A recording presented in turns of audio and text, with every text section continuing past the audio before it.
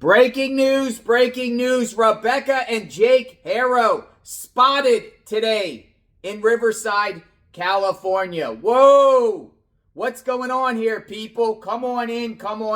Let's talk. These two individuals, the prime suspect in the disappearance of their 7-month-old baby boy, Emmanuel. They were seen leaving juvenile court today, and the grandmother was with them. And they all went inside that red car that we've been talking about, the red Nissan Rogue, and Jake was driving it. What in the heck's going on here, people? Well, there's a lot going on. Apparently, one of the exes of Jake filed a restraining order against him yesterday. Whoa, I'm going to share that. Also, folks, CPS took one of their children away. And then their own son is still missing. Well, let me first give you the clip. The media was there. The local media caught them this time. And they were leaving the court with the grandmother. Check it out. Go to some video that we just received from KABC of the Haros at juvenile court in Riverside County. Remember, we told you earlier this week a 2-year-old was taken from the family home earlier. We did reach out to officials this afternoon for an update. Because of privacy laws, there's little that could be released, and there was also little said. In fact, other than questions asked by reporters, their family is not talking at all. And back here at home, we're learning more about Rebecca. Now, what were they doing there? A lot of speculation, because I posted a video before this video, and the mother in the same outfit was seen today being interrogated at the sheriff's office. And she had an attorney, which I found out the attorney's name was David Goldstein. She's being represented possibly by a David Goldstein of Riverside. But what in the heck's going on here? What's happening here? They got their one child taken away by CPS the other day. Sheriff's office were back at their house on behalf of CPS. Maybe there were some other children. Could it be something to do with the ex who filed a restraining order? Let me give you some information on that, but let me show you the map and the ex. The ex filed some paperwork against them. She's filing a domestic violence restraining order against Jake. They have a child together. Check it out. So I posted something very interesting on my ex account at JLR Investigates. Make sure you follow me there for all the latest updates on the Emmanuel Haro case. New domestic violence restraining order filed against Jake Haro yesterday by his ex. 7-month-old Emmanuel Haro remains missing. And I attached, you see here, this was a case, and it was with Jake Mitchell Haro and Isabel Rebecca Gonzalez back in 2016. And the judgment already came into play. So it's, it's a domestic issue with children, right? But look what was filed on 8/19/2025. Waiting service as of 8/19/2025. Domestic violence with children filed by Isabel Rebecca Gonzalez. And the restrained person, it's a restraining order, Jake Mitchell Haro. And it's dealing with a child named Eli. And she wants a protective order, proposed protected person, Isabel Gonzalez.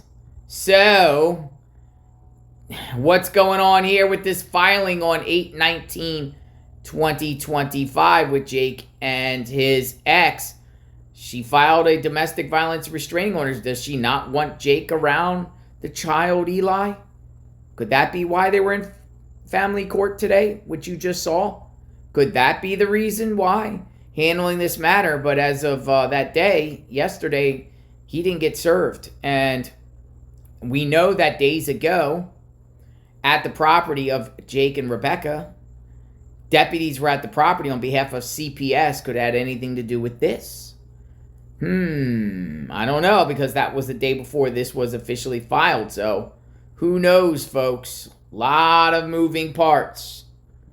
Make sure you follow me on at JLR Investigates. Let me know what you think. All right, this is Google Maps. This is the Superior Court of California, county of Riverside. Juvenile court is in that building. That's where Rebecca and Jake were today. Now, let's spread this out. You see the red marking here.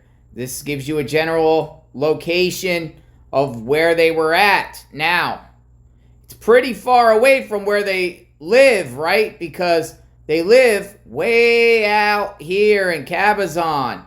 So they gotta go to a significant distance to the, what is it, about, maybe, we'll see how far it is. Check it out. So, about 45 minutes away. So they're 45 minutes away from their Cabazon home. We know that a lot of people are outside Cabazon, outside their home, and they're not there.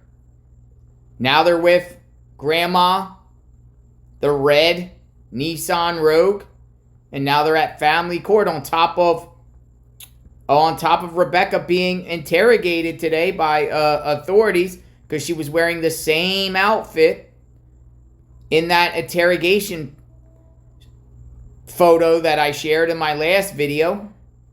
So where are they at? What are they doing? Why are they at juvenile court? What's going on here? Just to give you an idea, we are keeping track of this case. Where is 7-month-old baby Emmanuel? So what in the heck is happening here?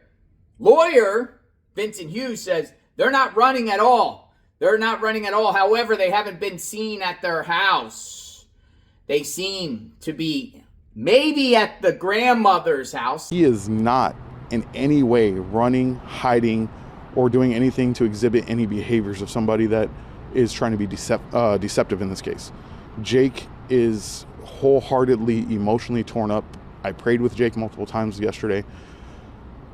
I can tell you that Jake and his wife have not slept. They have not ate. They are doing everything in their power to try to find their son. The major concern at this point is, how do you find your son when law enforcement has your vehicle? Law enforcement has every way that you can contact the outside world. How do they participate in the search? They're limited financial means, and it's very clear that their own community is going against them without any definitive evidence that they did anything wrong. For Vincent Hughes to say they don't have a vehicle is ridiculous. They got the red Nissan Rogue. That's what they're moving around and about. They haven't been at the house. What's going on here? We got juvenile court and interrogation on Rebecca in the same day. What does all this mean? Let me know what you think. Tips at JLR Investigates. Tips at JLR Investigates. People continue to send us tips about the backstory and history of the family. Apparently, Jake has filed numerous workman's comp claims. We'll talk about that in one of my next videos. How's he paying for everything? Interesting stuff. The ex, you saw, filing a restraining order against him. I don't blame her. As I posted on social media, no child is safe whatsoever around Jake. No child is safe around Jake. You know it. We know it. The track record proves it. And he's on felony probation for willful cruelty to children. We don't know what's going to happen out of this violation hearing that's going to happen. Apparently, September 2nd. I heard a lot of people are going to be at the courthouse. If he's free, he might be arrested by then for something to do with Emmanuel. Unless he's innocent, unless you feel like he's innocent. Now, I do want to also share that this weekend, a large gathering is going to be outside their home. Like a makeshift memorial vigil. I can't say that word right. Sometimes I don't know. I struggle with that word. But there are going to be people out there, ladies and gentlemen. And the question is, will the parents show up and attend? Light a candle. Thank the volunteers and thank the people for out there for keeping Emmanuel's name out there. But what are the parents doing to keep Emmanuel's name out there? I don't see anything.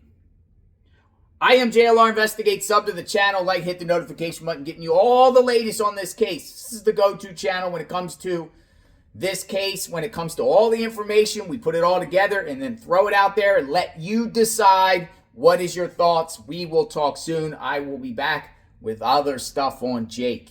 Stay tuned for that. We'll talk soon. Justice for Emmanuel. Stay tuned.